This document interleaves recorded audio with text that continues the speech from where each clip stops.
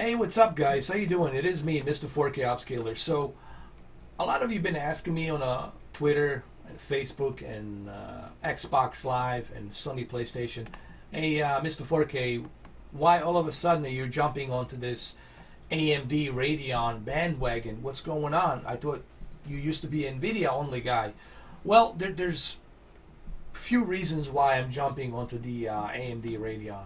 Well, first and foremost, recently, well, last week, this month, July, they announced a new architecture, new GPUs based on the new 7nm GPU called the Navi, which also stands for RDNA, meaning Radeon Navi Architecture. A lot of people are confused between the two. They think that RDNA is something else and the Navi it's also something else. No, RDNA stands for Radeon, RD stands for Radeon, and NA stands for Navi Architecture. So Radeon Navi Architecture is this new GPU that's over here. As you can see it right behind me,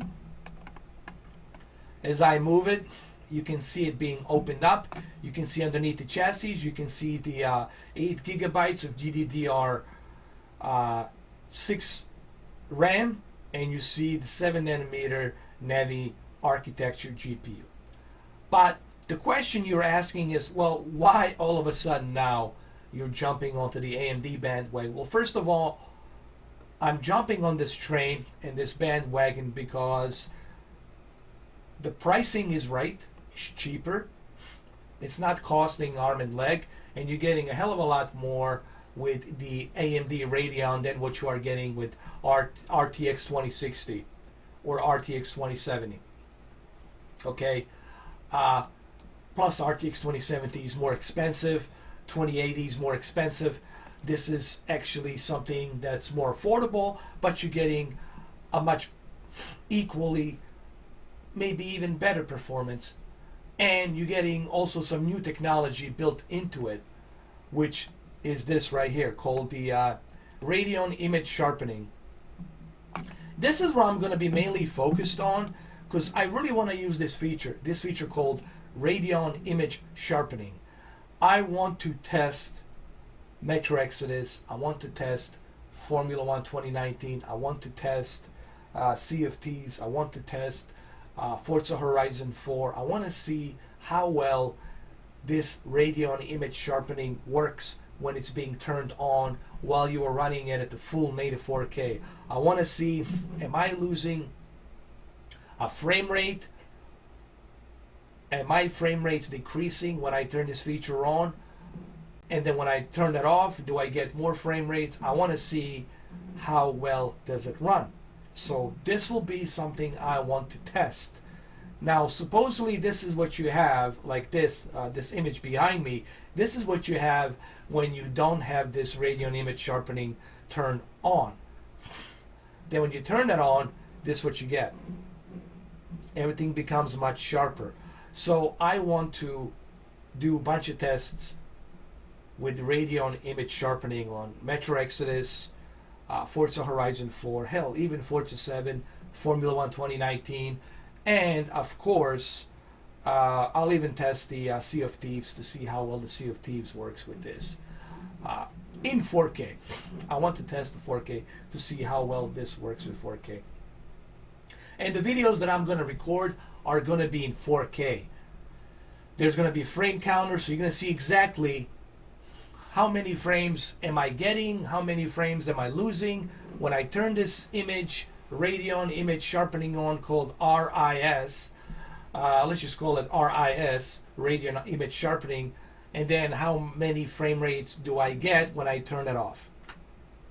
That will be my test that I'm going to be testing once I get these these 5700 XT 50th Anniversary Edition cards. Now keep in mind, the cards that I'm going to be using are going to be their top of the line 5700 XT 50th Anniversary Edition cards from the Navi architecture. Okay, until they have custom Sapphire, overclocked versions, whatnot, but the reference version that I'll be using are going to be 5700 XT 50th anniversary edition, gold edition versions. They have a little extra teraflop. I think 1.7 extra teraflop. So it's 10.7 teraflop versus 9.7 teraflop on the standalone 57 XT. So this is going to be one feature I'll be really focused on, is this. And I also want to see how beautiful, I mean, look, 3840 by 2160, it's already a sharp detail. And I want to see how much does it enhances every and each pixel with 8.3 million pixels. I think this will look great when you turn this on with 8.3 million pixels. It's going to make that Metro Exodus even more sharper. It's going to make that Formula One 2019 even more sharper.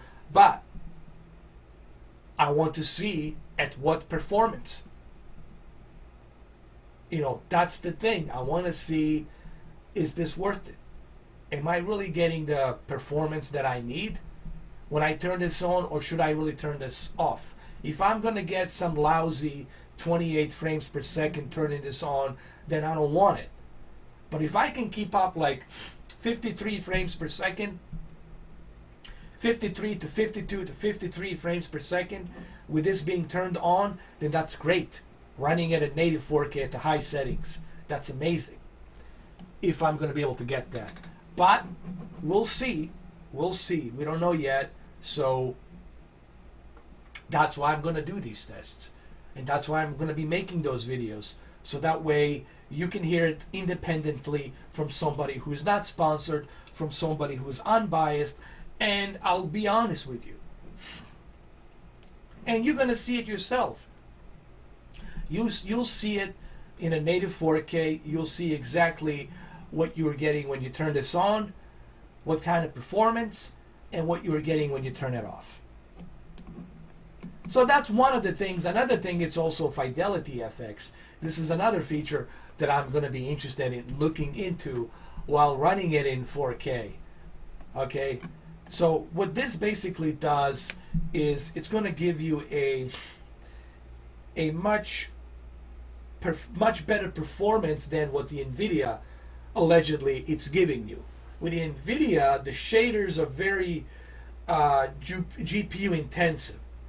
When you use FAA, when you use anti-aliasing, when you use all these other features that NVIDIA has, they're very, very GPU intensive. You know, ambient occlusion, all of that other stuff, and anisotropic filtering. It's very GPU intensive, and you need more GPU CUDA cores, more teraflops to run everything at the higher frame rate. That's what the NVIDIA requires. With supposedly, quote marks in the air, supposedly, allegedly, this is what allegedly AMD it's telling us that you'll be able to get a much better performance with using FidelityFX. It's a collection of high quality post-process effects that automatically collapse multiple effects into fewer shader passes to reduce the overhead and free up your GPU for versatile experience on your demand. Meaning your GPU is not going to be so heavily, intense on rendering all the shaders than what the NVIDIA it's giving you. So this is another thing I want to test in 4K. So these are the two features that I'm really excited about on Radeon 57 XT 50th anniversary edition. I want to see just how well this is going to work with 4K. And that's why I'm jumping on this AMD. But remember, it's also the pricing. Remember, they're really selling these cards for a good, reasonable price. When you look at NVIDIA and what NVIDIA has done in past year and a half, 2 years, they've been just overpricing their products left and right. And why are they overpricing their products and their graphics cards left and right? Well, we all know why. Because they were the only competitors at the time. AMD really didn't come back to the scene until now, July this year, 2019, July 2019. Before then, NVIDIA was the king. And NVIDIA was like, well, there's no competitors out there. We're the only kings on the hill. So we're going to be greedy. We're going to charge arm and leg on our new real-time ray tracing cards. So we're going to do this. And that's what they did. Now that the AMD's coming on the scene, it brings the competition. So now NVIDIA is forced to cut the prices down. This is why they released RTX 2060 Super. Or was it RTX 2070 Super? I think it's just RTX 2060 Super. This is why they released it. The super cards. Because of AMD. But to me, AMD right now is truly dominating. In many retrospects, it's dominating, and that's because they're really hitting on all the venues. When it comes to cloud service gaming, they're already covered that with the Google Stadia. Xbox, cloud, Acer, they're also working with the Microsoft to power that xCloud service as well. So AMD and Lisa Su, they really are trying to power all these different venues, including even your Xbox Scarlett and your PlayStation 5, which also is going to have its own custom designed Navi 7nm, which is right over here, Navi architecture 7nm GPU. This is allegedly what I heard. I don't know this for 100%, so I don't want you guys to say, oh, Mr. 4K said this is it. It's going to have the 7nm Navi architecture GPU. I don't know that for 100%. I don't know what custom made nanometer GPU they're going to be using. I also don't know if they're going to use Ryzen Zen 2 CPU central processing unit chip. I don't know that either, but there is a high probability that they might go that route because they're in partnership with AMD. So why wouldn't they use the best and the latest that the AMD has? And also these graphics cards are going to give me some points of view as to where Xbox Scarlett will be at with this GPU, this Navi architecture. It also is going to tell me where PlayStation 5 is going to be going to.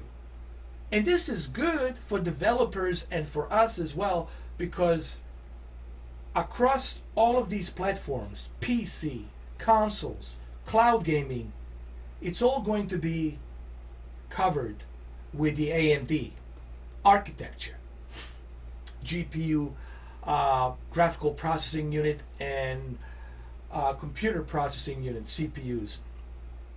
So that's, I think, a great, it's like I said previous in the video, that's a good thing. That's not a bad thing. This might be a bad thing for the NVIDIA, but NVIDIA kind of screwed itself with this whole greed, overpricing, and they've been focused too much onto real-time ray tracing. Find me how many games right now, currently, are you utilizing with real-time ray tracing? How many games are utilizing real-time ray tracing? There's only one that I know of, Battlefield 1. And I don't even turn that sucker on, because every time I turn the real-time ray tracing on, my frame rates always go down. You guys can go ahead and watch that video. I have a bunch of tests with the real-time ray tracing on a Battlefield 1, and it really slows down my frame rates. I was getting like 28, 29, 27 frames per second. It was totally unplayable for Battlefield 1.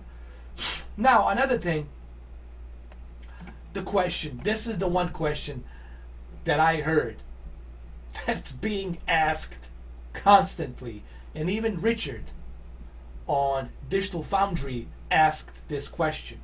And I'm trying to emphasize on this question.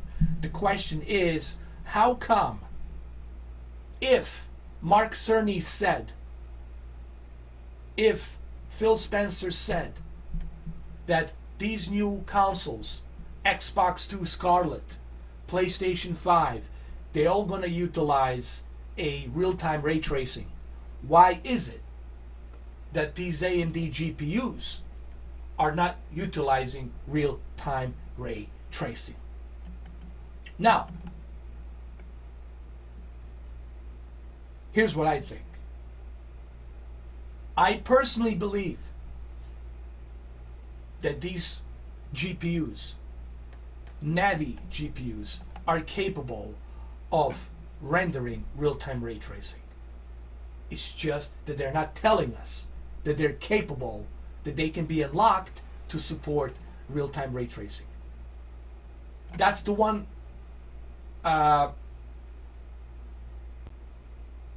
philosophy that I have. That's my opinion that I have about that. That could be the one way of looking at it. Second way could be that they are waiting for the new lineup of their graphics cards in 2020. 5800 XT.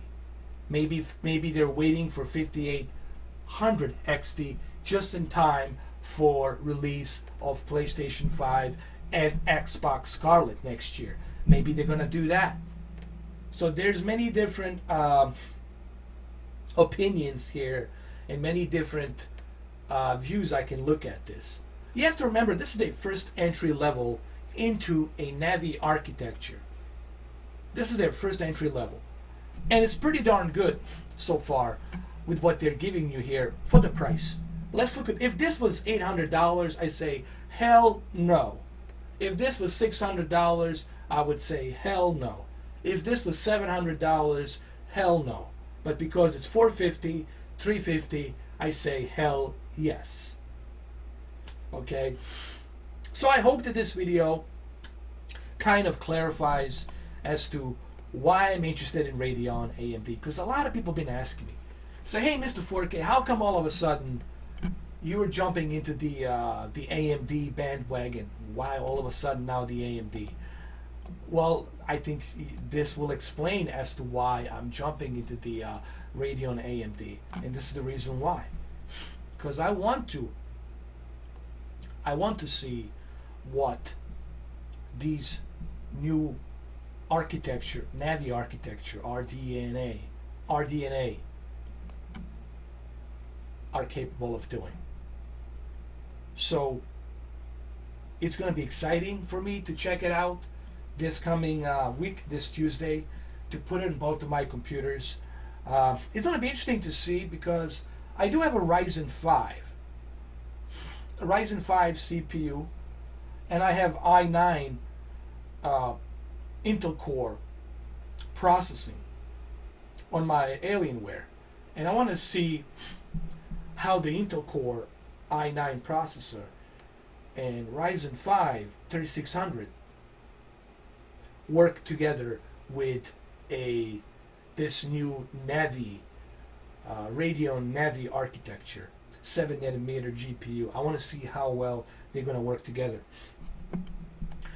And it's also going to be beneficial for you, so you can hear it from somebody like me who's independent, who is not sponsored, who's going to be able to tell you, hey, you know, maybe this is why you should jump on to the Radeon, maybe this is why you should use the Radeon instead of NVIDIA, and also is going to give me some future window into what's going to be possible with Xbox Scarlet and what's going to be possible with a PlayStation 5. And also it's going to be cool to see how this card going to handle Gears of War 5, because they are advertising Gears of War 5 and Borderlands 3 this year with this graphics card, with this GPU.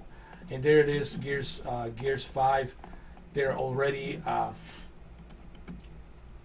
advertising it. I do have a FreeSync. People were asking me, do I have a FreeSync monitor? I do. I do have a Samsung 120 hertz FreeSync monitor, my ultra widescreen 32 by 9 monitor, and I also have a G-Sync, and I'm also thinking about getting maybe an extra Alienware FreeSync 240 hertz monitor just for these cards. I'm thinking about doing that as well. But yes, I do have both FreeSync and G-Sync. It's good to have both so I can test both and see the difference between the both.